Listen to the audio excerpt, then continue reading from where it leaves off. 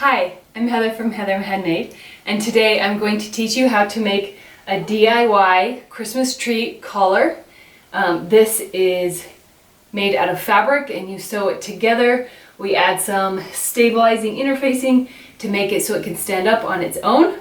It's attached in the back with Velcro. Please like this video and follow my channel for lots of fun Christmas sewing projects and handmade gift ideas.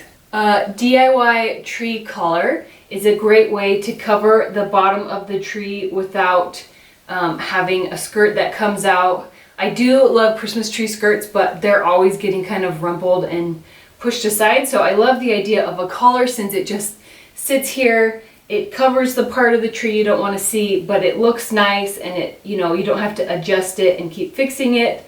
Also, if you have pets or babies, like they're not going to come pull on the skirt or lay on it, get fur all over it. So this is a really nice alternative. It looks nice next to some presents. I chose kind of a neutral navy and off-white plaid.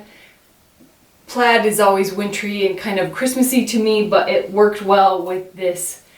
This tree is decorated with kind of a neutral white snow theme, and so I thought that this plaid fabric would work perfectly with this design of the tree, but you can choose any canvas fabric you want. You can do plaid, you can do solid, you can add quilting.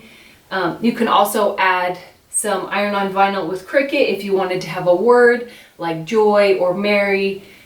You could even do like the name, like your last name. So there's lots of options to customize this DIY tree collar, but let's get started.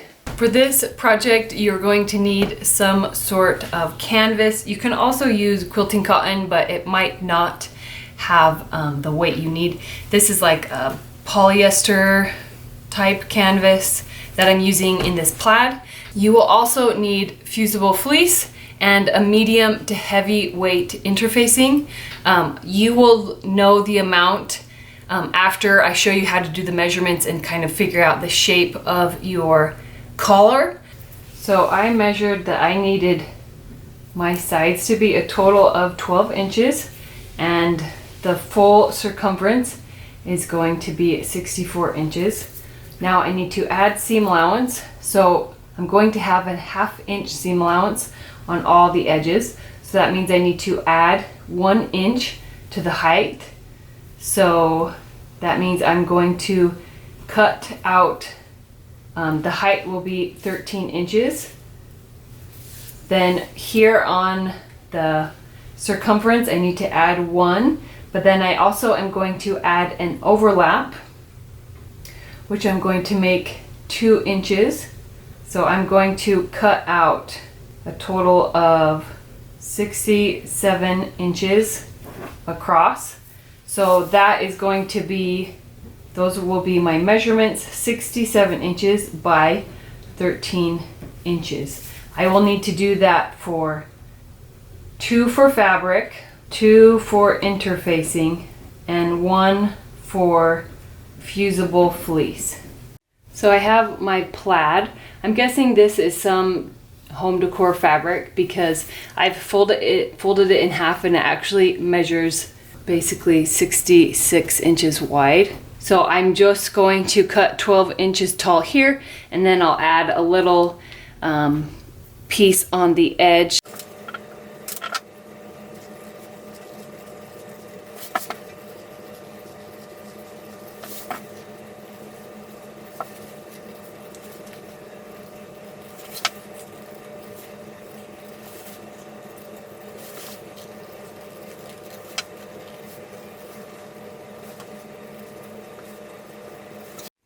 My interfacing, I'm folding it like cut edge to cut edge. This is technically a selvage and this is technically a selvage. So I folded it in half and it's exactly the right width, doubled over. I just need to now cut it to 13 inches. And I'm going to do the same to my interfacing where I just cut it down the middle. So I sewed these short pieces onto both ends of the of my long rectangle. I used a 1/4 inch seam allowance and then I pressed the seam open. Now I'm going to fuse my inner facing first to the fabric. You can see it was just a little bit, this inner facing was just a little bit small. So I'm going to fuse this first, then I'm going to put the fusible fleece on one side on top. The other side will just have the interfacing.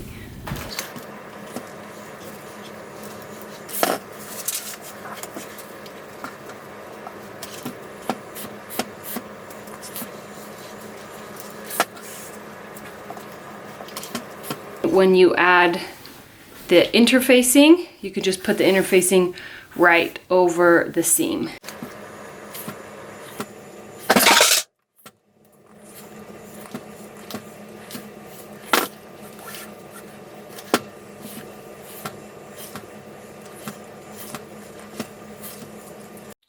So now we're going to take our 2 pieces and line them up right sides together with all of the edges matching and pin around the edges.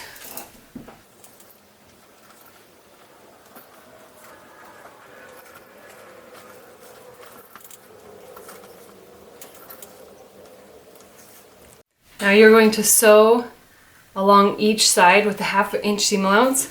Make sure on one side that you leave a hole for turning. I'm going to do about a 6-inch hole since this is a lot of fabric and you're going to need a pretty big hole to turn it right side out.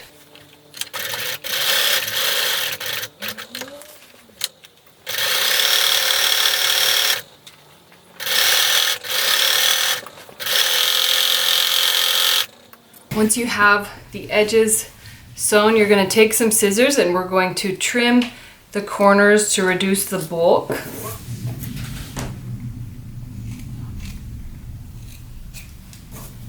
Now I'm carefully going to turn this whole rectangle right side out. You've got to be careful so that your fleece and your interfacing that you've sewn on, you don't want it to start to peel off. So I'm going to put my hand all the way in to the other side and I'm going to pull this through.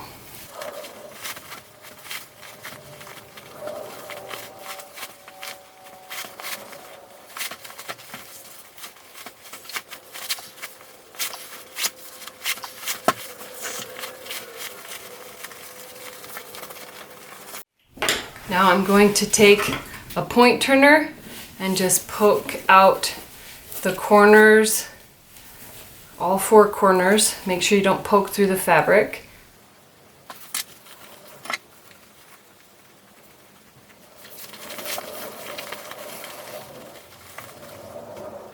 Now I'm going to go around and roll the edges and press all of the edges flat to get a nice crisp edge.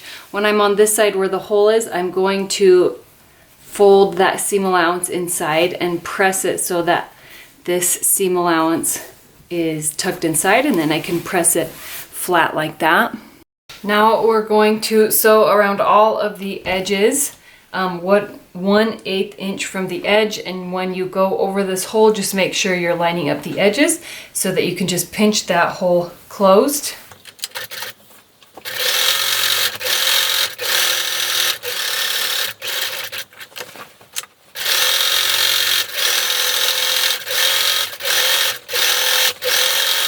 Now I'm going to take some Velcro. So I cut these Velcro pieces. This is the loop side and this is the hook side, and I have cut them the same length. Now I'm going to take the hook side and I'm actually going to cut it into thirds. So I'm just folding it into 3 to find the places to cut it. Now this is going to be the outside edge, so I'm going to pin this. This is the loop side of the Velcro. I'm pinning this on here and I'm going to sew it on. This is the overlap that will come over.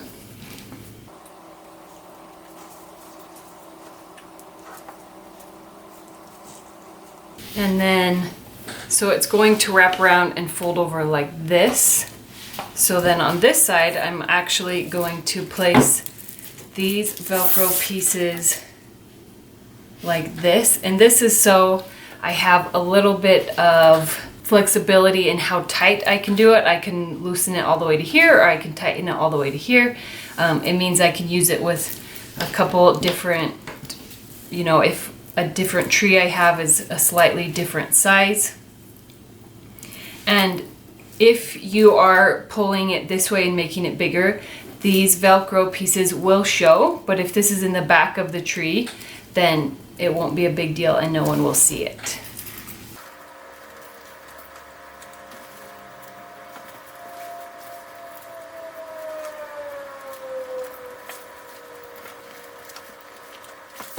Now I'm going to sew each of these Velcro pieces onto the collar.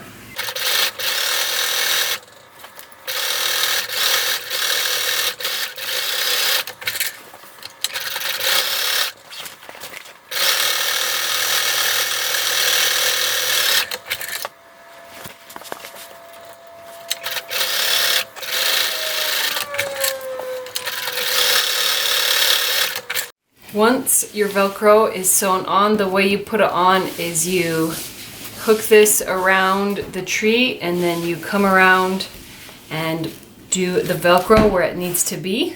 So now I'm going to go put it on my tree. And that is how you make a DIY tree collar with fabric and sewing. I can't wait to see all of the DIY tree collars that you make. Please share them with me on social media. If you're looking for some fun Christmas ideas, here are some Christmas sewing projects and some handmade sewing gift ideas. And I hope you have a wonderful day.